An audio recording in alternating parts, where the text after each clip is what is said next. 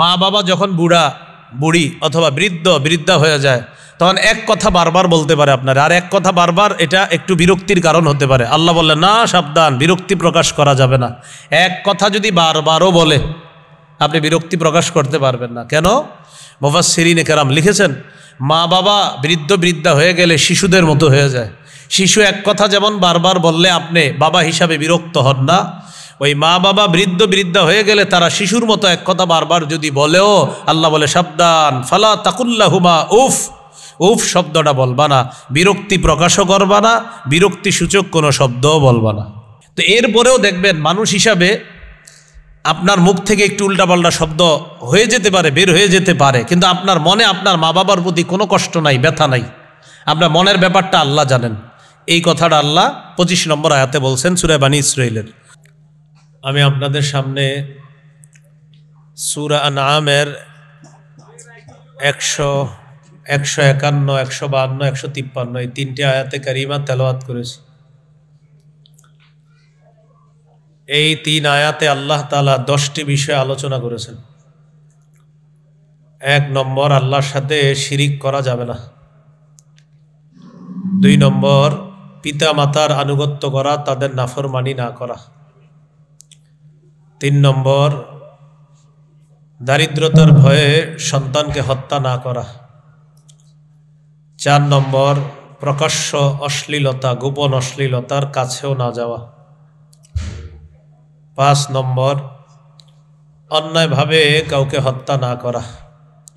6 নম্বর, ইতিমের সম্পদের কাছে না যাওয়া আত্মসাৎ করার নিয়তে। 7 নম্বর, পরিমাপ ওজন এগুলা করার সময় ইনসাফের সাথে পরিমাপ করা, ওজন করা। 8 নম্বর, কথা ইনসাফের সাথে বলা। যদি নিকটাত্মীয় সামনে থাকে তখন কথা বলার সময়ও ইনসাফ রক্ষা করে কথা বলা। 9 নম্বর, আল্লাহর সাথে কৃত ওয়াদা রক্ষা করা। 10 নম্বর, সোজা রাস্তায় চলা, হেদায়েতের পথে চলা, আশেপাশে বাঁকা যে রাস্তা আছে শয়তানের রাস্তা এগুলা না চলা। সূরা আনআমের 151 থেকে 153 এই 3 আয়াতে আল্লাহ 10টি বিষয় আলোচনা করছেন। আল্লাহ তাআলা বলেন, কুল তাআলাউ আতলু মা হাররামা রাব্বুকুম আলাইকুম আল্লা তুশরিকু বিহি শাইআ। নবী আপনি বলেন, তোমরা আসো আমি তোমাদেরকে তেলাওয়াত করে শোনায়া দেই যা আল্লাহ তোমাদের উপর হারাম করেছেন। কি হারাম করেছেন? আল্লাহ তুশরিকু বিহি শাইআ, তোমরা আল্লাহর সাথে শিরক করবা না, এটা আল্লাহ হারাম করেছেন, শিরিক করা। সূরা লুকমানের 13 নম্বর আয়াতে আছে, وَإِذْ قَالَ لُقْمَانُ لِابْنِهِ وَهُوَ يَعِظُهُ يَا بُنَيَّ لَا تُشْرِكْ بِاللَّهِ। ওই সময়কে স্মরণ করো যখন লোকমান তার সন্তানকে বললেন, হে প্রিয় সন্তান, তুমি আল্লাহর সাথে শিরিক করো না। ইন্নাশ শিরকা লাযুলমুন আযীম, নিশ্চয়ই শিরিক মহা জুলুম।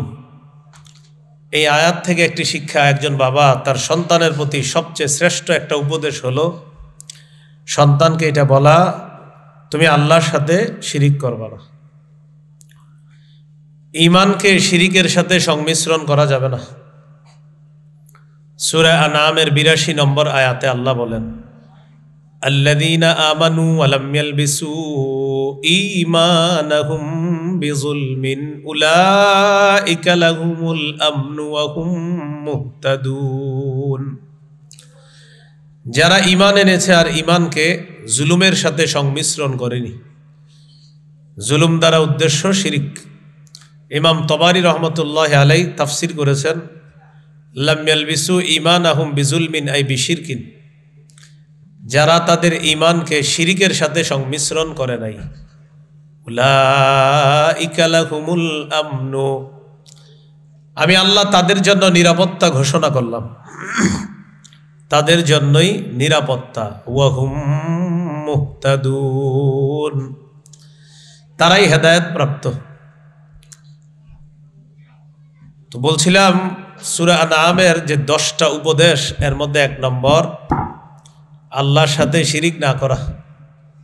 এটা আল্লাহ হারাম করে দিয়েছেন শিরিক করা। সূরা বাকারার 54 নম্বর আয়াত। মুসা আলাইহিস সালামের জাতি বাছুর পূজা, বাছুরকে উপাস্য বানানোর মাধ্যমে যখন শিরিক করল, তখন তিনি তাদেরকে বললেন, ইয়া কওমি ইন্নাকুম যালামতুম আনফুসাকুম বিত্তিখাদিকুমুল ইজলা। হে আমার সম্প্রদায়, তোমরা বাছুরকে উপাস্য বানানোর মাধ্যমে, উপাস্য হিসাবে গ্রহণ করার মাধ্যমে তোমরা নিজেদের প্রতি জুলুম করেছো। এখানে জুলুম দ্বারা উদ্দেশ্য, তোমরা শিরিকের মাধ্যমে নফসের উপর জুলুম করছো। তো আল্লাহ তাআলা 10টি উপদেশ দিচ্ছেন আমাদেরকে। এর মধ্যে 1 নাম্বার আল্লাহর সাথে শিরিক না করা। আমরা প্রতিনিয়ত কিছু গোপন শিরিক করি, এই গোপন শিরিকও না করা। এটা হলো লোক দেখানো ইবাদত। ক্বালা রাসূলুল্লাহ সাল্লাল্লাহু আলাইহি ওয়াসাল্লাম ইয়্যাকুম ওয়া শিরকাস সারাইর। রাসূলুল্লাহ সাল্লাল্লাহু আলাইহি সাল্লাম বলেন, তোমরা গোপন শিরিক থেকে বাঁচো। ক্বালু ওয়া মা শিরকুস সারাইর ইয়া রাসূলুল্লাহ। সাহাবীগণ বললেন, হুজুর গোপন শিরিক কি? ফাকালা রাসূলুল্লাহ সাল্লাল্লাহু আলাইহি ওয়াসাল্লাম ইয়াকুমুর রাজুলু ফায়ুসাল্লি ফায়ুযায়্যিনু সালাতাহু জাহিদান লিমা ইয়ারা বিন নাযরিন নাস ইলাইহি।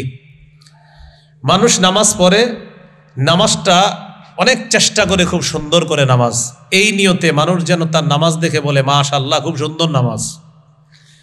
মানুষ নামাজ পড়ে, নামাজটা এই নিয়তে সুন্দর করে মানুষ যেন তাকে বলে বাবা কি সুন্দর তার নামাজ। ফাযাকা শিরকুস সারাইর। নবীজি বলেন এটাই গোপন শিরিক। তাহলে নামাজ পড়লাম মানুষকে দেখানোর জন্য, লোক দেখানো, এটা গোপন শিরিক। এটাকে হাদিসে ছোট শিরিকও বলা হয়েছে, রিয়া। ক্বালা রাসূলুল্লাহ সাল্লাল্লাহু আলাইহি ওয়াসাল্লাম ইন্না আখওয়াফা মা আখাফু আলাইকুম আশ-শিরকুল আসগর। রাসূলুল্লাহ সাল্লাল্লাহু আলাইহি সাল্লাম বললেন, আমি তোমাদের ব্যাপারে সবচেয়ে ভয় করি তোমরা ছোট শিরিকে লিপ্ত হবা। সাহাবীরা প্রশ্ন করলেন, ওমা শিরকুল আসগরু ইয়া রাসূলুল্লাহ, হুজুর ছোট শিরিক কি আবার? ফাকালা রাসূলুল্লাহ সাল্লাল্লাহু আলাইহি ওয়াসাল্লাম আর-রিয়া। নবীজি বললেন লোক দেখানো ইবাদত, এটা ছোট শিরিক, এটা গোপন শিরিক। আল্লাহ আমাদের সকলকে বড় শিরিক, ছোট শিরিক, গোপন শিরিক, সব শিরিক থেকে হেফাজত করেন। তাহলে আল্লাহর সাথে শিরিক করা যাবে না, লোক দেখানো ইবাদত করা যাবে না। এখানে একটা বিষয় মনে রাখা, কেউ যদি ইবাদত করে আল্লাহকে খুশি করার জন্য, কিন্তু মানুষ তার প্রশংসা করছে, আপনি নামাজ পড়ছেন আল্লাহকে খুশি করার জন্য, খুব সুন্দর করে নামাজ পড়ছেন, মানুষ আপনার প্রশংসা করছে, সেক্ষেত্রে কি হবে? এক সাহাবী রাসূল সাল্লাল্লাহু আলাইহি সাল্লামকে প্রশ্ন করেছেন, সহিহ মুসলিমের বর্ণনা, হুজুর কেউ যদি ইবাদত করে আল্লাহকে খুশি করার জন্য, তার ইবাদতের প্রশংসা যদি বান্দা করে যেটা তার উদ্দেশ্য ছিল না, তখনও কি শিরিক হবে? ফাকালা রাসূলুল্লাহ সাল্লাল্লাহু আলাইহি ওয়াসাল্লাম তিলকা আজিলু বুশরাল মুমিন। রাসূলুল্লাহ সাল্লাল্লাহু আলাইহি সাল্লাম বললেন এটা শিরিক হবে না, এটা ওই বান্দার জন্য দুনিয়াতে আল্লাহর পক্ষ থেকে নগদ সুসংবাদ। তাহলে 10টা বিষয় আল্লাহ উপদেশ দিয়েছেন নবীর মাধ্যমে। 1 নাম্বার শিরিক করা যাবে না। 2 নাম্বার ওয়াবিল ওয়ালিদাইনি ইহসানা, পিতা মাতার সেবা করবা, পিতা মাতার নাফরমানি করা যাবে না। সূরা বনী ইসরাঈলের 23, 24, 25 নম্বর আয়াতে আল্লাহ তাআলা বলেন, ওয়াকাদা রাব্বুকা আল্লা তা'বুদু ইল্লা ইয়্যাহ ওয়া বিল ওয়ালিদাইনি ইহসানা। আল্লাহ সিদ্ধান্ত করে ফেলেছেন, আল্লাহ ফয়সালা করে ফেলেছেন, আপনার রব সিদ্ধান্ত করে ফেলেছেন যে তোমরা শুধু আল্লাহরই ইবাদত করবা, আল্লাহ ছাড়া কারো ইবাদত করবা না। ওয়া বিল ওয়ালিদাইনি ইহসানা, পিতা মাতার আনুগত্য করবা। ইম্মা ইয়াবলুগান্না ইনদাকাল কিবারা আহাদুহুমা আও কিলাহুমা ফালা তাকুল লাহুমা উফফি ওয়ালা তানহারহুমা ফালা তাকুল লাহুমা উফফিউ ওয়ালা তানহারহুমা ওয়া কুল লাহুমা কাওলান কারীমা। তোমার পিতা মাতার দুইজনের একজন অথবা দুইজন যদি তোমার কাছে বার্ধক্যে উপনীত হয়, তোমার পিতা মাতার দুইজনের একজন অথবা উভয়ে যদি তোমার কাছে বার্ধক্যে উপনীত হয়, ফালা তাকুল লাহুমা উফ, তাদেরকে উফ শব্দটাও বলবা না। কি বলবা না? উফ। উফের দুই ব্যাখ্যা, এটা আমার সাথে একটু বলেন তাহলে মনে থাকবে। বলেন, মা বাবার সামনে বিরক্তি প্রকাশ করব না, অথবা বিরক্তি সূচক কোনো শব্দ মুখে উচ্চারণ করব না। এই দুইটা ব্যাখ্যা উফ। উফ, তাদের সামনে উফ বলবা না মানে তুমি এমন কোনো অভিনয় করবা না যে তোমার মধ্যে বিরক্তি প্রকাশ পেয়েছে, অথবা মুখে বিরক্তি সূচক কোনো শব্দ আনবা না। মা বাবা যখন বুড়া বুড়ি অথবা বৃদ্ধ বৃদ্ধা হয়ে যায়, তখন এক কথা বারবার বলতে পারে আপনার, আর এক কথা বারবার এটা একটু বিরক্তির কারণ হতে পারে। আল্লাহ বললেন, না সাবধান, বিরক্তি প্রকাশ করা যাবে না। এক কথা যদি বারবারও বলে আপনি বিরক্তি প্রকাশ করতে পারবেন না। কেন? মুফাসসিরিনে কেরাম লিখেছেন, মা বাবা বৃদ্ধ বৃদ্ধা হয়ে গেলে শিশুদের মতো হয়ে যায়। শিশু এক কথা যেমন বারবার বললে আপনি বাবা হিসাবে বিরক্ত হন না, ওই মা বাবা বৃদ্ধ বৃদ্ধা হয়ে গেলে তারা শিশুর মতো এক কথা বারবার যদি বলেও, আল্লাহ বলে সাবধান, ফালা তাকুল্লাহুমা উফ, উফ শব্দটা বলবা না, বিরক্তি প্রকাশও করবা না, বিরক্তি সূচক কোনো শব্দও বলবা না। এটা আল্লাহ নিষেধ করে দিলেন। ওয়ালা তানহারহুমা, তাদেরকে ধমক দিবা না। ওয়া কুল লাহুমা কাওলান কারীমা, তাদের সাথে সম্মানসূচক কথা বলবা, ভদ্রভাবে কথা বলবা, নরমভাবে কথা বলবা। আপনার আব্বা আম্মা বৃদ্ধ বৃদ্ধা হয়ে গেলে এক কথা বারবারও যদি বলবেন, জি জি আব্বা ঠিক আছে, জি আম্মা ঠিক আছে। আসলে কিন্তু ঠিক নাই অনেক কথা যেগুলো বলতেছে, কিন্তু আপনি বলবেন জি জি ঠিক আছে। এরকম বিরক্তিসূচক কোনো শব্দ মুখে আনবেন না। তো আল্লাহ তাআলা বলে দিলেন, ওয়ালা তানহারহুমা, ধমক দিবা না। ওয়া কুল লাহুমা কাওলান কারীমা, সম্মানসূচক কথা বলবা, ভদ্রভাবে তাদের সাথে কথা বলবা, নরম কথা বলবা। ওয়াখফিদ লাহুমা জানাহাদ-দুল্লি মিনার রাহমা, তাদের সামনে দয়ার ডানা বিছিয়ে দিবা।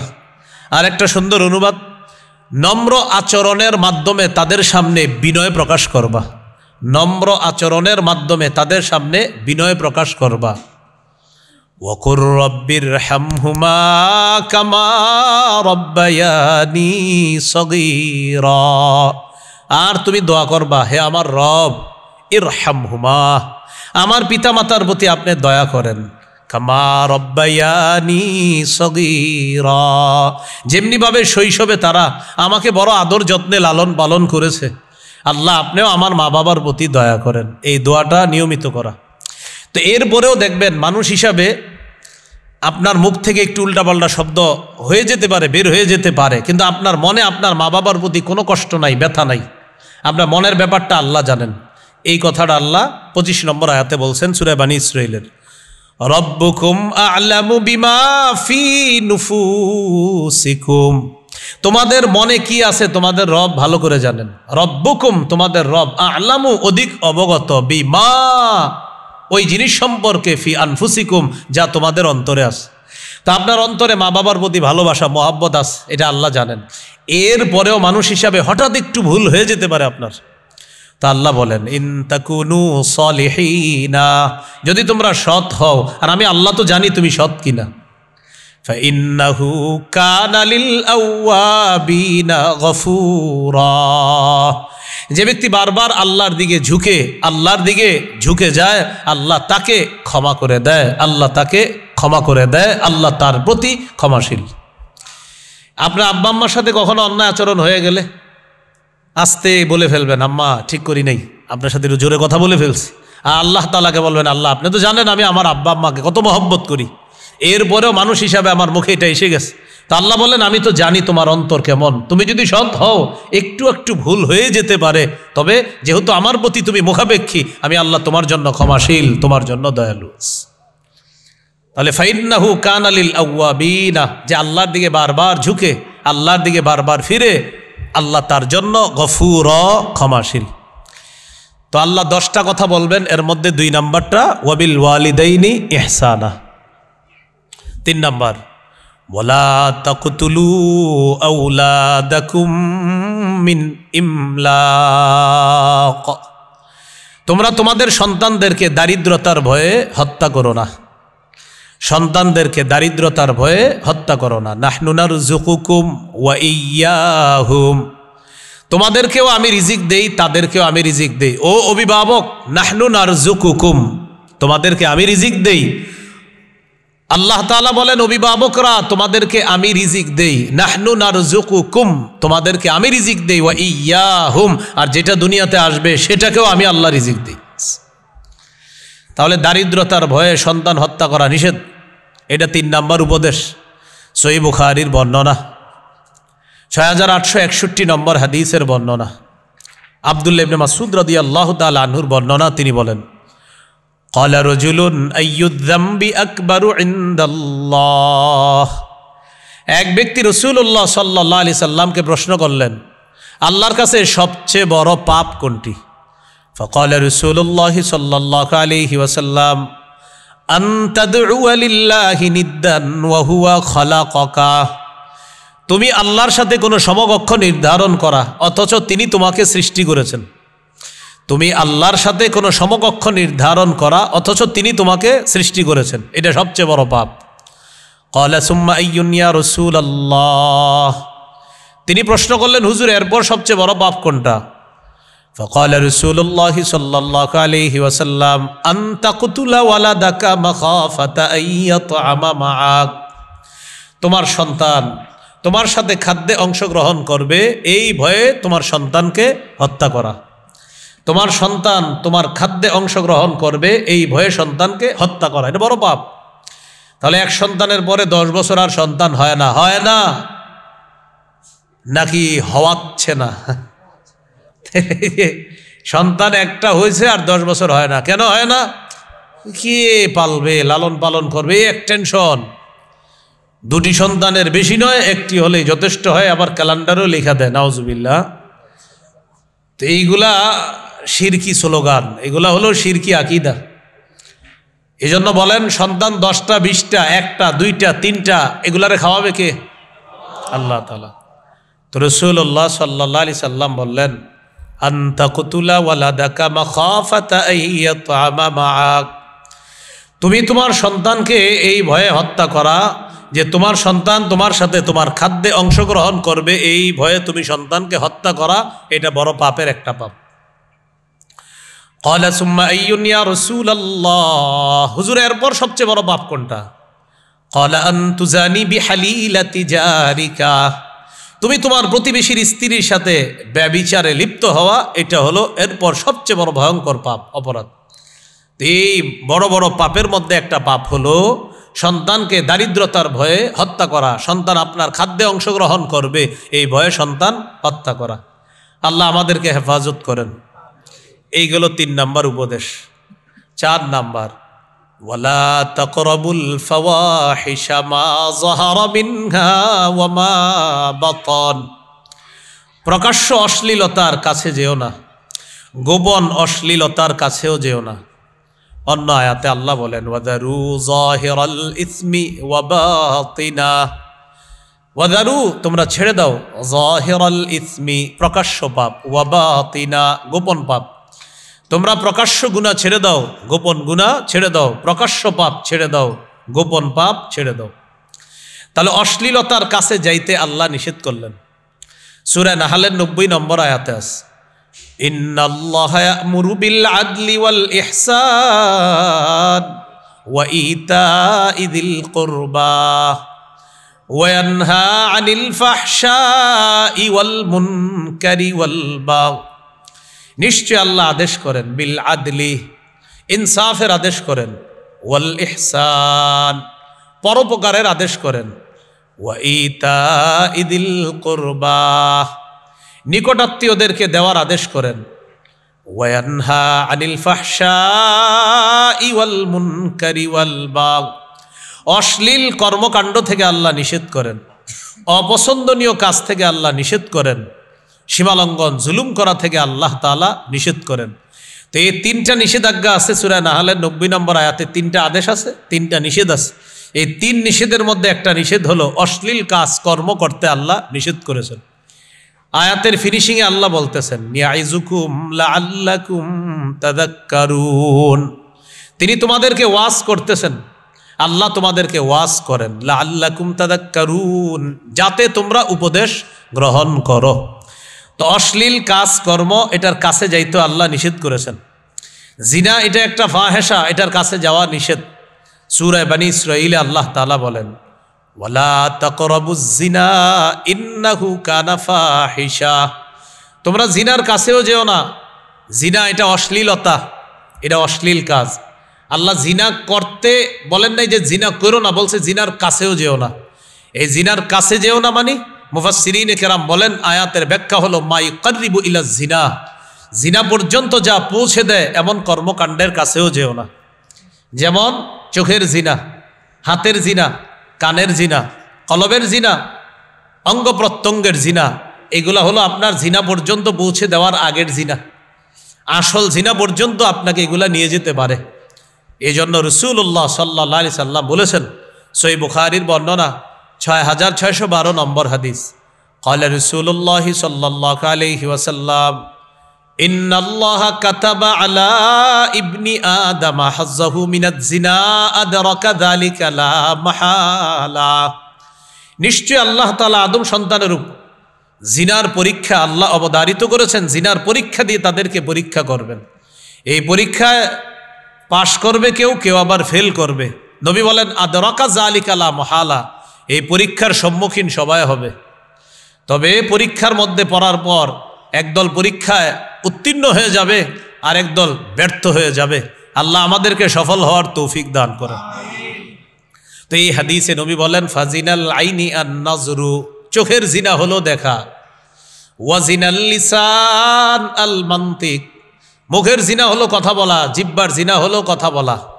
অন্য বর্ণনা এসেছে কানের জিনা হলো শ্রবণ করা। এই জন্য সূরা বনী ইসরাঈলের একটা আয়াত মনে রাখা, 36 নম্বর আয়াতে আল্লাহ বলেন ইন্নাস সামআ ওয়াল বাসারা ওয়াল ফুআদা কুল্লু উলাইকা কানা আনহু মাসউলা, নিশ্চয়ই কান, চোখ, অন্তর সম্পর্কে জিজ্ঞাসা করা হবে। ফোনে হঠাৎ অপরিচিত এক মেয়ের কণ্ঠ শুনলেন, অন্তর দিয়ে আপনি কল্পনা করলেন, এটা কলবের জিনা। ফোনে কথা বলা শুরু করলেন, এটা কানের জিনা।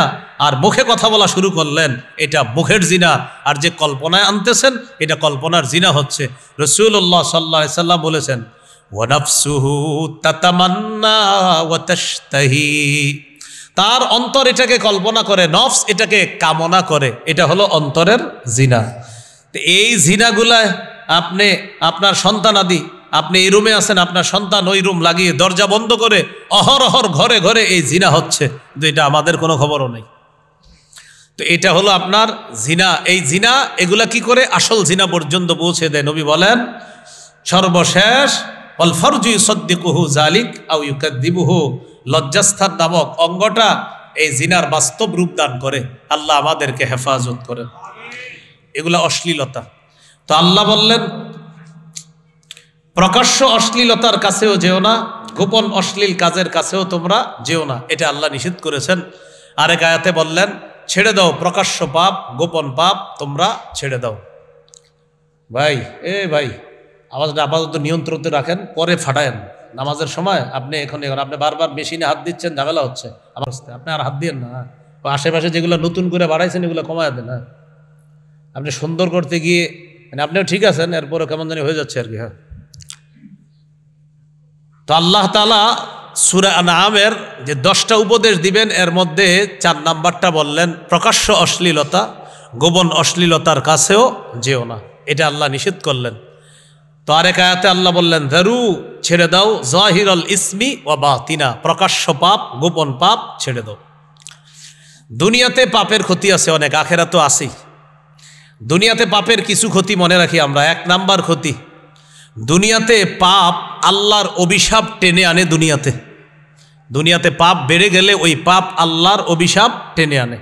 আল্লাহ তাআলা অভিশাপ দেয়, এমন কিছু পাপও মানুষ করে। সহিহ মুসলিমের বর্ণনা, 5018 নম্বর হাদিস।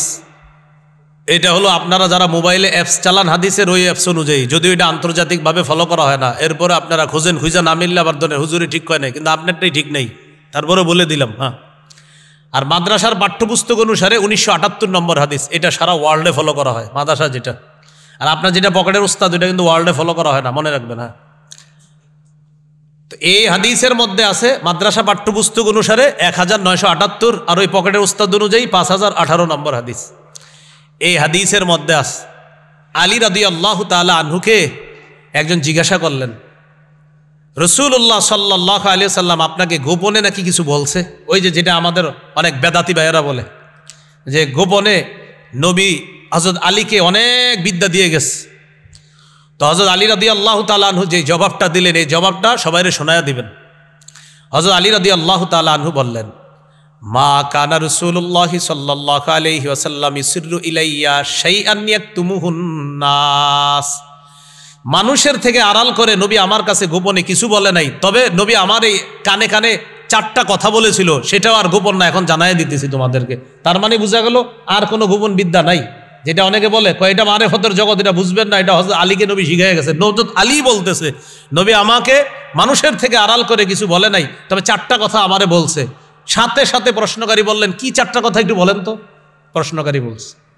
তো হযরত আলী বলেন, গায়রা আন্নাহু ক্বাদ হাদাসানি বিআরবা'i কালিমাত। আরেক বর্ণনায় বিকালিমাতিন আরবা। রাসূল সাল্লাল্লাহু আলাইহি সাল্লাম আমাকে 4টি কথা বলছেন।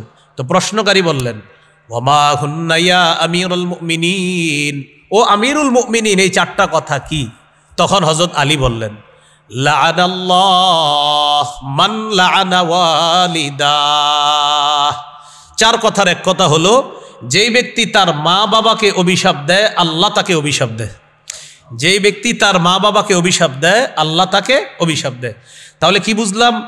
এই মা বাবাকে অভিশাপ দেওয়া এটা একটা পাপ, আর এই পাপ আল্লাহর অভিশাপ টেনে আনে। 2 নাম্বার, ওয়ালাআনাল্লাহ মান যাবাহা লিগাইরিল্লাহ। আল্লাহ ওই ব্যক্তিকে অভিশাপ দেয় যেই ব্যক্তি গায়রুল্লাহর নামে জবাই করে। যে ব্যক্তি গায়রুল্লাহর নামে জবাই করে আল্লাহ তাআলা তাকে অভিশাপ দেয়। তো গায়রুল্লাহর নামে জবাই করা এটা একটা পাপ, আর এই পাপ আল্লাহ তাআলার অভিশাপ টেনে আনে। 3 নাম্বার, ওয়ালাআনাল্লাহ মান আওয়া মুহদিসা। কোনো ব্যক্তি যদি কোনো বেদাতিকে আশ্রয় দেয় আল্লাহ তাকে অভিশাপ দেয়। আপনি আপনার 1 কাঠা জমি দিয়ে দিয়েছেন একজন বেদাতিকে, যে বেদাতি সাহেব আপনি এই জায়গায় আস্তানা বানান, আমরা দুইজনে মিলাজিলা বেদাত সাপ্লাই করব। এই যে আপনি 1 কাঠা জায়গা দিয়ে দিলেন, এই যে আশ্রয় করে দিলেন, তো রাসূলুল্লাহ সাল্লাল্লাহু আলাইহি সাল্লাম বলেন এটা হলো পাপ, আর এই পাপ আল্লাহর অভিশাপ টেনে আনে। কেউ যদি কোনো বেদাতিকে আশ্রয় দেয় তাকে আল্লাহ অভিশাপ দেয়। এটা যদিও মুসলিমের বর্ণনা, আর বুখারীর বর্ণনা আছে যে বেদাত করে অথবা কোনো বেদাতিকে আশ্রয় দেয় উভয়ের উপর আল্লাহর অভিশাপ। আল্লাহ আমাদেরকে হেফাজত করেন। তো রাসূলুল্লাহ সাল্লাল্লাহু আলাইহি সাল্লাম এই 3টা কথা বললেন। হযরত আলী বলেন 4র্থ কথাটা হলো, ওয়ালাআনাল্লাহ মান গায়্যারা মানারাল আরদ। যে ব্যক্তি জমিনের নিশানা পরিবর্তন করে ফেলে এটা পাপ। আগে আপনার জমিনের সীমানা ছিল এতটুকু, 2টা পালা বসায় খাম্বা বসায় রাখছেন, হঠাৎ ক্ষমতা একটু কেমন জানি আপনার উপরে আসছে, আসার পরে আগামীকাল এই নিশানা আরো দূরে চলে গেছে। ঘটনাকে আপনি নিশানা পাল্টাইলেন কেন? কয় পাওয়ারে আস। আরে ভাই, পাওয়ারে থাকলে কি আপনি নিশানা পাল্টায় ফেলবেন না? এই যে কাজটা করলেন এটা একটা পাপ, এই পাপ আল্লাহর অভিশাপ টেনে আনে। তো বলছিলাম দুনিয়াতেই আমরা প্রকাশ্য পাপ করি, গোপনে পাপ করি। কিছু পাপ আছে যে পাপ আল্লাহর অভিশাপ টেনে আনে। আল্লাহ আমাদেরকে হেফাজত করেন। সহিহ বুখারীর বর্ণনা 6783 নম্বর হাদিস। এই হাদিসের মধ্যে আছে, ক্বালা রাসূলুল্লাহ সাল্লাল্লাহু আলাইহি ওয়াসাল্লাম, লাআনাল্লাহুস সারিকা ইয়াসরিকুল বাইদাতা ওয়া ইয়াসরিকুল হাবলা। আল্লাহ তাআলা ওই চোরকে অভিশাপ দেয় যে চোর ডিম চুরি করে। তাহলে ডিম চোরের উপর যদি আল্লাহর অভিশাপ হয়, ডিমের মারে চুরি করলে কি হবে? আর এর চেয়ে বড় যে আছে ছাগল, গরু, এরে চুরি করলে কি হবে? হ্যাঁ, তো ডিম চুরি যে করে তাকে আল্লাহ অভিশাপ দেয়। ওয়া ইয়াসরিকুল হাবলা, গরু রশি, এই রশিটা কেউ চুরি করলে তাকে আল্লাহ অভিশাপ দেয়। তা গরু চুরি করলে কি হবে? তো রাসূলুল্লাহ সাল্লাল্লাহু আলাইহি সাল্লাম বলেন চুরি এটা এমন একটা কাজ যেই কাজ আল্লাহর অভিশাপ টেনে আনে। আল্লাহ আমাদেরকে হেফাজত করেন। আবু দাউদের হাদিস 3674 নম্বর হাদিস। এই হাদিসের মধ্যে আছে 9টা অভিশপ্ত, 9টা জিনিসের উপর আল্লাহ অভিশাপ দেয়। কয়টা জিনিস? 9টা। قال رسول الله صلى الله عليه وسلم لعن الله الخمر وشاربها وساقيها وبائعها ومبتاعها وعاصرها ومعتصرها وحاملها والمحمولة إليه। কয়টা হলো? 9টা। রাসূলুল্লাহ সাল্লাল্লাহু আলাইহি সাল্লাম বলেন লাআনাল্লাহুল খামরা, আল্লাহ মদকে অভিশাপ দেয়। মদ দ্বারা উদ্দেশ্য মাদক দ্রব্য যত আছে, ইয়াবা, বাবা, গাঁজা, হিরোইন, ফেন্সিডিল, আফিম, কানাডা ড্রাই, মাস্তুদ, শ্যাম্পেন, ডাইল, বিয়ার ইত্যাদি নামে যা আছে সবগুলোর উপর আল্লাহ তাআলা অভিশাপ দেয়। ইদানিংকালে আবার মানুষ মাদক দ্রব্যের নাম পাল্টায়া দেয়, আর মানুষ যে নাম পাল্টায়া মদ খাবে এটাও নবীজি বলছে। ইবনে মাজার 4020 নম্বর হাদিসে আছে, قال رسول الله صلى الله عليه وسلم لا يشربن ناس من امتي الخمر يسمونها بغير اسمها। নবীজি বলেন আমার উম্মতের একদল মদ পান করবে, মদের নাম তারা পাল্টায় দিবে, বলবে তুমি মদ দিছো কাকু, এটা বিয়ার, তো বিয়ার, এটা নাম দিয়েছি বিয়ার, এটা মদ, তো নামটা খালি পাল্টায় দিবে আর এরা মাদক দ্রব্য সেবন করবে। তো নবীজি বলেন আমার উম্মতের একদল নাম পাল্টায়া মাদক দ্রব্য নিবে। তো এই মাদক দ্রব্যের উপর আল্লাহর অভিশাপ। ওয়াশারিবাহা, যে মাদক দ্রব্য সেবন করবে তার উপরও আল্লাহর অভিশাপ। ওয়াসাকিয়াহা, যে পরিবেশন করবে তার উপর আল্লাহর অভিশাপ। ওয়াবাইআহা, যে বিক্রি করে তার উপর আল্লাহর অভিশাপ। ওয়া মুবতাআহা, যে কিনে তার উপর আল্লাহর অভিশাপ। ক্রেতা বিক্রেতা আবার আজীব তরিকার, আপনার মাদক দ্রব্য এমনি মদ খায় না, নিজে মাদক দ্রব্য সেবন করে না, এমনি বিক্রি করে। আবার এরকম মাহফিলের মধ্যে আইসা মাইকে বলবে প্রিয় এলাকাবাসী, মাদক দ্রব্যের ব্যাপারে আমরা কঠিন অবস্থানে আছি, কোথাও যদি পান আমাদের কানে জানায়া দিবেন। খোঁজ নিয়ে দেখা যায় হ্যাঁ ওইটার সাথে জড়িত আছে। তো এটা তো ঠিক হলো না, এমনি নামাজ রোজা সব ঠিক আছে কিন্তু বেচে খায় না। তো যে বিক্রি করে তার উপর আল্লাহর অভিশাপ, যে কিনে তার উপর আল্লাহর অভিশাপ। ওয়াসিরহা, যে মদ উৎপাদন করে তার উপর আল্লাহর অভিশাপ। ওয়া মুতাসিরহা, যে পরিশোধন করে, করার পর এটা নাম দেয় বাংলা মদ বা ইত্যাদি নাম দেয়, তার উপর আল্লাহর অভিশাপ। ওয়া হামিলাহা, যে মদ বহন করে নিয়ে যায়। আপনি মাশাআল্লাহ গাড়ি চালান, আপনি জেনে শুনে যদি মদ বহন করে নিয়ে যান মাদক দ্রব্য, আপনার উপর আল্লাহর অভিশাপ। ওয়াল মাহমুলাতা ইলাইহি, যার কাছে নিয়ে যাওয়া হয় তার উপর আল্লাহর অভিশাপ। তাহলে এই মাদক দ্রব্য এটা এমন একটা পাপ, প্রকাশ্যে করেন গোপনে করেন, এই পাপ আল্লাহর অভিশাপ টেনে আনে। আল্লাহ আমাদেরকে হেফাজত করেন। তাহলে দুনিয়াতেই পাপের একটা ক্ষতি জানলাম, যে পাপ আল্লাহর অভিশাপ টেনে আনে। 2 নাম্বার একটা ক্ষতি, মানুষ ধারাবাহিকভাবে পাপ করতে করতে এক পর্যায়ে ওই পাপীকে লাঞ্ছিত করে ছাড়ে। মানুষ ধারাবাহিকভাবে যেই পাপ করে, এই পাপ পাপীকে এক পর্যায়ে লাঞ্ছিত করে ছাড়ে। আব্দুল্লাহ ইবনুল মুবারক রহমতুল্লাহি আলাইহির বিখ্যাত একটা বক্তব্য আছে, তিনি বলেন রাআইতুজ যুনুবা তুমিতুল কুলুবা, আমি দেখেছি পাপ অন্তরকে মৃত বানায়া দেয়। রাআইতুজ যুনুবা তুমিতুল কুলুবা, আমি দেখেছি পাপ অন্তরকে মৃত বানায়া দেয়। ওয়া ক্বাদ ইউরিসুয যিল্লা ইদমানুহা, অবিরত পাপ, ধারাবাহিক পাপ পাপীকে লাঞ্ছিত করে ছাড়ে। ওয়াকাদ ইউরিসুয যিল্লা ইদমানুহা, ধারাবাহিক পাপ পাপীকে লাঞ্ছিত করে ছাড়ে। এরপরে যে কথাটা বলছেন চমৎকার কথা, ওয়া তারকুয যুনুব হায়াতুল কুলুব, পাপ ছেড়ে দেওয়া অন্তর সজীব হওয়া, পাপ ছেড়ে দেওয়া কলব সজীব হওয়া। সুবহানাল্লাহ, পাপ ছেড়ে দেওয়া কলব সজীব হওয়া, প্রাণ সঞ্চার হওয়া, প্রাণ সজীব হওয়া, অন্তরটা আবার নতুন করে সজীব হওয়া, এর মানে হলো পাপ ছেড়ে দেওয়া। শেষে তিনি বলেন ওয়া খায়রুন লিনাফসিকা ইসয়ানুহা, পাপ ছেড়ে দেওয়াটাই তোমার জন্য কল্যাণ। তাহলে 2 নাম্বার ক্ষতি দুনিয়াতেই, পাপী নিয়মিত পাপ করতে করতে এই পাপ পাপীকে লাঞ্ছিত করে ছাড়ে। 3 নাম্বার, মাদ্রাসা ছাত্রভাই যারা আছি আমরা বিশেষ করে 3 নাম্বারটা মন দিয়ে শুনি, পাপ এলমে দ্বীন থেকে বঞ্চিত করে। বিশেষ করে কোরআন হাদিসের বিদ্যা আল্লাহ যাকে দান করে, পাপের কারণে এই বিদ্যা আল্লাহ ছিনায় নেয় সিনা থেকে, এটা না করা। আব্দুল্লাহ ইবনে মাসউদ রাদিয়াল্লাহু তাআলা আনহুর বক্তব্য, তিনি বলেন ইন্নী লা আহসিবু আন্না রাজুলা ইয়ানসাল ইলমা ক্বাদ আলিমাহু বিযামবি ইয়ামালুহু আব্দুল্লাহ ইবনে মাসউদ বলেন, আমার অভিজ্ঞতা, মানুষ পাপের কারণে তার জানা বিদ্যা ভুলে যায়। মানুষ পাপের কারণে তার জানা বিদ্যা ভুলে যায়। গত রাত্রেও আপনি একটা বিদ্যা আপনার জানা ছিল, হঠাৎ সকালে মনে হচ্ছে না, খেয়াল করে দেখেন মনে হয় কোনো পাপ হয়ে গেছে। তো আব্দুল্লাহ ইবনে মাসউদ রাদিয়াল্লাহু তাআলা আনহু বলেন, আমার অভিজ্ঞতা, মানুষ জানা বিদ্যা ভুলে যায় পাপের কারণে। হানাফি মাযহাবের ইমাম আবু হানিফা রাহমাতুল্লাহি আলাইহি বলেন, ওয়াকানাল ইমামু আবু হানিফা রাহিমাহুল্লাহ ইযা আশকালাত আলাইহি মাসআলা, ইমাম আবু হানিফার যখন কোনো মাসালায় খটকা লাগতো, কিরে ঘটনা কি, মাসালাটা আমার সমাধান হচ্ছে না কেন, ক্বালা লি আসহাবিহি আহাদা ইল্লা লিযামবিন ক্বাদ আহদাসতুহু, তিনি তার ছাত্রদেরকে বলতেন, আমার মনে হয় কোনো গুনাহ হয়ে গেছে যার কারণে মাসালা আমি সমাধান পাচ্ছি না। উনি যখন কোনো মাসালায় খটকা লাগতো উনি বলতেন, আমার মনে হয় কোনো গুনাহ হয়ে গেছে এই কারণে সমাধান হচ্ছে না। ওয়াকানা ইস্তাগফিরু, প্রচুর আস্তাগফিরুল্লাহ পড়া শুরু করতেন। ওয়া রুবামা কামা সাল্লা, কখনো নামাজে দাঁড়িয়ে যাইতেন, তো নামাজে দাঁড়ানোর পর ফাতান কাশিফালাহুল মাসআলা, ইস্তেগফার, নামাজ ইত্যাদির মাধ্যমে এক পর্যায়ে আবু হানিফা রাহমাতুল্লাহি আলাইহির ওই মাসালাটা আল্লাহর মেহেরবানিতে সমাধান হয়ে যেত। এখন দেখেন শেষে কি বলে, মাসালার সমাধান পাওয়ার পর তিনি বলতেন, রাজাউতু আন্নী তিবা আলাইয়া, আমি আশাবাদী, আমার যে সন্দেহ হয়েছিল পাপ হয়ে গেছে, যেহেতু মাসালার সমাধান পেয়ে গেছি, এর মানে আমি আশা করতে পারি আমার কোনো পাপ হয়ে থাকলেও আল্লাহ মাফ করে দিস। তাহলে কি শিখলাম, যে ইমাম আবু হানিফা বলতেছেন আমার মাসালা সমাধান হচ্ছে না, আরে মনে কোনো গুনাহ হয়ে গেছে কিনা, ইস্তেগফার পড়েন, নামাজ পড়েন, মাসালার সমাধান পাইলে উনি বলতেন, রাজাউতু, আশাবাদী আমি, আন্নী কাত্তিবা আলাইয়া, আমার তওবা কবুল হয়েছে, আল্লাহ আমাকে মাফ করে দিয়েছেন বলে এই মাসালার সমাধান আল্লাহ দিয়েছেন।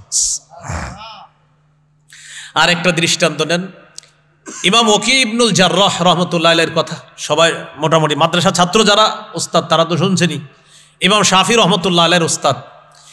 এই ওয়াকি ইবনুল জাররাহ রাহমাতুল্লাহি আলাইহির ব্যাপারে আলী ইবনুল খাশরম রাহমাতুল্লাহি আলাইহির বক্তব্য, আলী ইবনুল খাশরম তিনি বলেন, রাআইতু ওয়াকি ইবনুল জাররাহ ওয়া মা রাআইতু বিয়াদিহি কিতাবান কাত্তু ইন্নামা হুয়া ইয়াহফাজু, আমি ওয়াকি ইবনুল জাররাহকে দেখেছি, আমি তাকে কোনোদিন কিছু লিখতে দেখি নাই, তিনি যা শুনতেন সব মুখস্থ করে ফেলতেন, কখনো তিনি কিছু লিখতেন না। তো আমি তাকে জিজ্ঞাসা করলাম, ফাসাআলতুহু আন দাওয়াইল হিফজি, আমি জিজ্ঞাসা করলাম আপনার মুখস্থর রহস্য কি, দাওয়া শব্দের অর্থ হলো ঔষধ, মুখস্থর ঔষধটা কি আপনার, তো এটা সুন্দর একটা বাংলা বললাম, মুখস্থর রহস্য কি, আপনি যে মুখস্থ করে ফেলেন এটা রহস্য কি। ওয়াকি ইবনুল জাররাহ জবাব দিলেন, তারকুল মাআসি, নাফরমানি না করা, গুনাহ না করা, আমি গুনাহ না করি, গুনাহ নাফরমানি না করার কারণে আল্লাহ তাআলা আমি যা শুনি তাই আল্লাহ আমাকে স্মরণে রাখার তৌফিক দিয়ে দেন। তাহলে নাফরমানি ছেড়ে দেওয়া এটা স্মরণ শক্তি ভালো থাকার একটা লক্ষণ, আলামত। তো ওয়াকি ইবনুল জাররাহ রাহমাতুল্লাহি আলাইহি শেষে একটা আরবি বলছেন, অসাধারণ আরবি, মা জাররাবতু মিসলাহু লিল হিফজি, গুনাহ ছেড়ে দিলে মুখস্থ শক্তি বাড়ে যে, এর চেয়ে কোনো বড় অভিজ্ঞতা আমার আর জানা নাই। আমার জীবনের শ্রেষ্ঠ অভিজ্ঞতা হলো গুনাহ ছেড়ে দাও, মেধা বাড়িয়ে নাও, তোমার স্মরণ শক্তি বাড়িয়ে নাও, আল্লাহ তোমার স্মরণ শক্তি বাড়িয়ে দিবে, অন্তরের মধ্যে কোরআন সুন্নাহ আল্লাহ রেখে দিবে।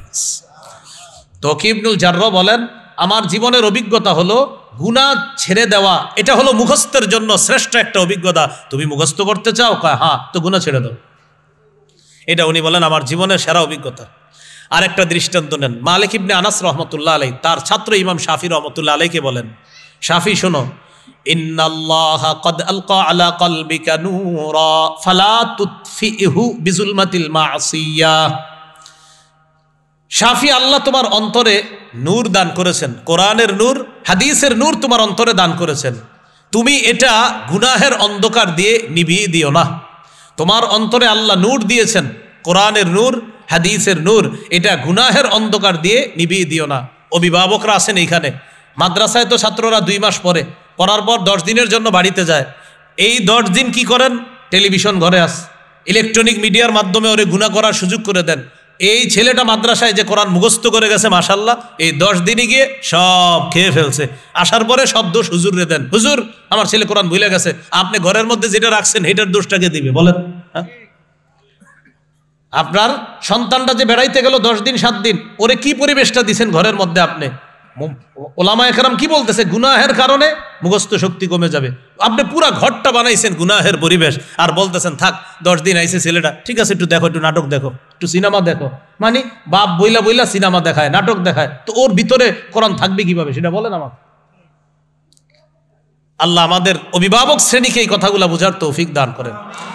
হুজুররা মাদ্রাসায় 2 মাস পরিবেশ দিতে পারবে, 2 মাস পরে তো 7-8 দিন ছুটি হয়, তো ওনারা পরিবেশ দিবে মাদ্রাসায়, কোনো গুনাহ হবে না। কিন্তু এই যে 7-8 দিনে ওরে আপনি একদম ধ্বংস করে দিচ্ছেন, এই জন্য আপনি পরিবেশটা সুন্দর করতে হবে ঘরের।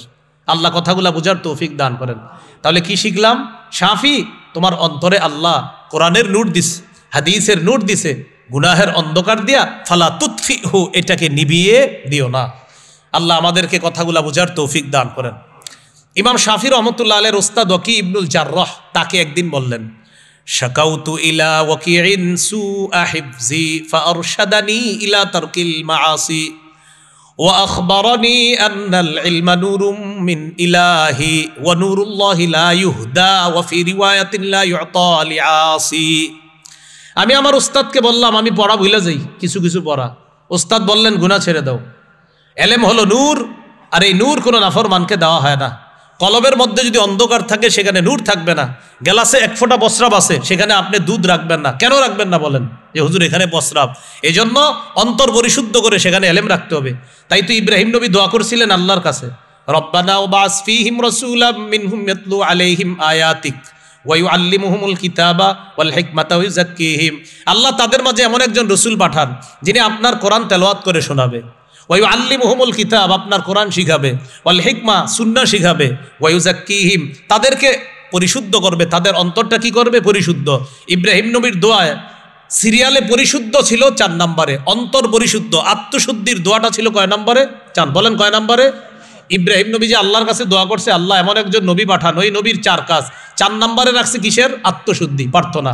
আল্লাহ 4টা দোয়াই কবুল করছে, তবে সিরিয়ালে আল্লাহ তাআলা ইব্রাহিম নবীর সিরিয়ালটা ঠিক না রেখে আল্লাহ তাআলা সিরিয়ালটা একটু অন্যভাবে, 4টাই কবুল করছে, তো সিরিয়ালটা ভিন্ন। সেটা কি? আল্লাহ বলেন, হুয়াল্লাযী বা'সা ফিল উম্মিয়িনা রাসূলাম মিনহুম ইয়াতলু আলাইহিম আয়াতিহি ওয়া ইউযাক্কিহিম ওয়া ইউআল্লিমুহুমুল কিতাবা ওয়াল হিকমা। ইব্রাহিম নবী বললেন আল্লাহ 4 নম্বরে আত্মশুদ্ধি। আল্লাহ তাআলা বললেন, ইব্রাহিম আপনার দোয়া কবুল করলাম। এরে বারবার বলছি যে পরে ঠিক করেন, এ গিয়ে আবার গুতাইতেছে ওই উপরে উঠে।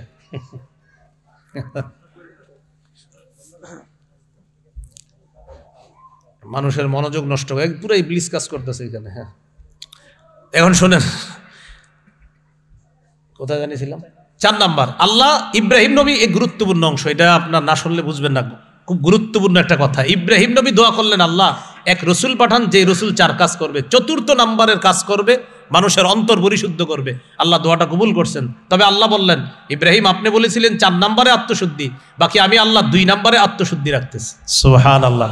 আল্লাহ বললেন, হুয়াল্লাযী বা'সা ফিল উম্মিয়িনা রাসূলাম মিনহুম, একজন রসুল আমি আল্লাহ পাঠিয়ে দিস, ইয়াতলু আলাইহিম আয়াতি, তিনি কি করবে? কোরআন শিখাবে, আয়াতগুলা তেলাওয়াত করবে। তাহলে ইব্রাহিম নবীর 1 নাম্বার দোয়া ঠিক আছে, আয়াত শিখানো, আয়াতগুলা তেলাওয়াত করা।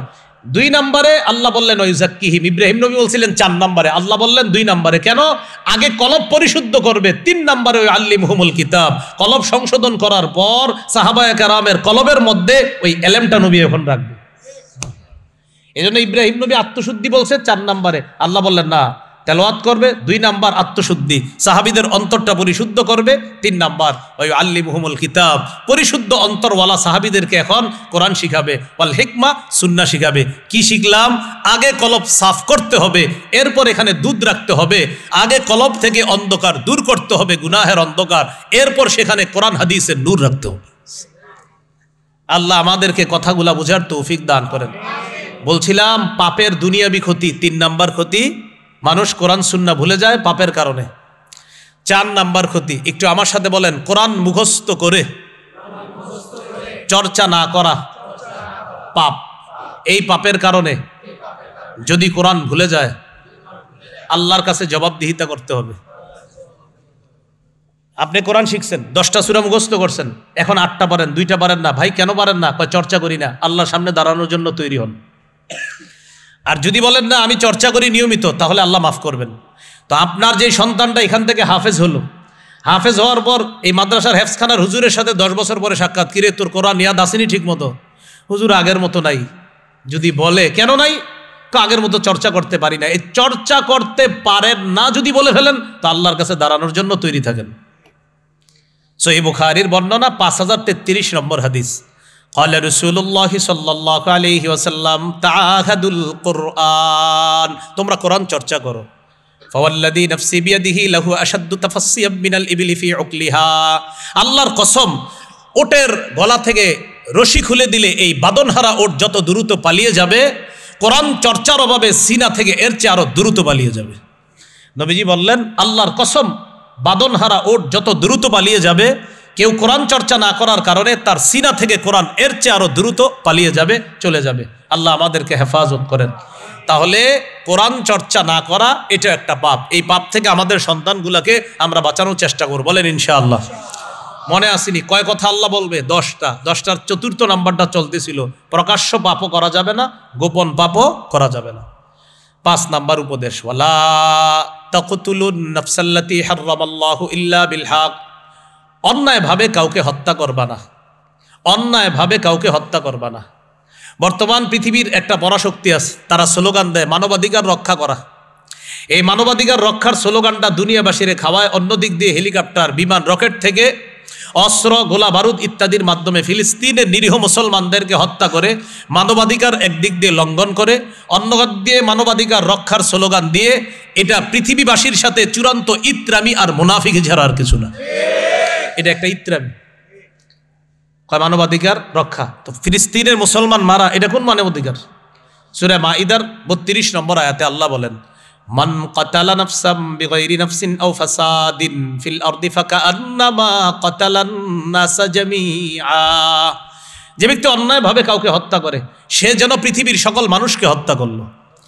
ওয়ামান আহইয়াহা ফাকান্নামা আহইয়ান নাস জামিআ, আর যে ব্যক্তি কারো প্রাণ রক্ষা করলো সে যেন পৃথিবীর সমস্ত মানুষের প্রাণ রক্ষা করলো। আল্লাহ আমাদেরকে হত্যার চিন্তা ভাবনা থেকেও হেফাজত করেন। এটা খারাপ কাজ, কাউকে অন্যায়ভাবে হত্যা করা যাবে না। তো আল্লাহ বলেন, যালিকুম ওয়াসাকুম বিহি লাআল্লাকুম তাকিলুন, আল্লাহ তোমাদেরকে ওয়াজ করেন, উপদেশ দেন, নসিহত করতেছেন যাতে তোমরা বুঝো। এই হলো 5টা উপদেশ। 6 নাম্বার উপদেশ, ওয়ালা তাকরাবু মালাল ইয়াতীমি ইল্লা বিল্লাতী হিয়া আহসানু হাত্তা ইয়াবলুগা আশুদ্দাহ, এতিম পরিণত বয়সে পৌঁছার আগ পর্যন্ত এতিমের মালের কাছেও যেও না অন্যায়ভাবে, এতিমের মালের কাছে অন্যায়ভাবে যেও না পরিণত বয়সে পৌঁছার আগ পর্যন্ত। তবে ইল্লা বিল্লাতী হিয়া আহসান, উত্তম পন্থায় এতিমের পিছনে যদি খরচ করার জন্য কিছু খরচ করো সেটা কোনো গুনাহ হবে না, তবে জুলুম করা যাবে না। আল্লাহ তাআলা বলেন, ইন্নাল্লাযীনা ইয়াকুলুনা আমওয়ালাল ইয়াতামা যুলমা ইন্নামা ইয়াকুলুনা ফি বুতুনিহিম নারা ওয়া সায়াসলাউনা সাঈরা, যারা এতিমের সম্পদ অন্যায়ভাবে ভক্ষণ করে তারা পেটের মধ্যে আগুন খায়, আগুন। ওয়া সায়াসলাউনা সাঈরা, অচিরেই তারা আগুনে প্রবেশ করবে, প্রজ্বলিত আগুনে, জাহান্নামে প্রবেশ করবে। এইগুলো 6 নাম্বার উপদেশ। 7 নাম্বার, ওয়াউফুল কাইলা ওয়াল মিজানা বিল কিসত, তোমরা পরিমাপ করো, ওজন করো। আউফু, পরিপূর্ণভাবে পরিমাপ করবা, ওজন করবা। বিল কিসতি, ইনসাফের সাথে, ইনসাফের সাথে ওজন করবা, পরিমাপ করবা। লা নুকাল্লিফু নাফসান ইল্লা উসআহা, আমি সাধ্যের বাইরে কোনো মানুষের উপর কিছু চাপায়া দেই না। এটার ব্যাখ্যা কি? ওজন করতে গেলে আপনার একটু এদিক সেদিক হওয়াটা স্বাভাবিক, একটু, মানে বেশি না কিন্তু একটু।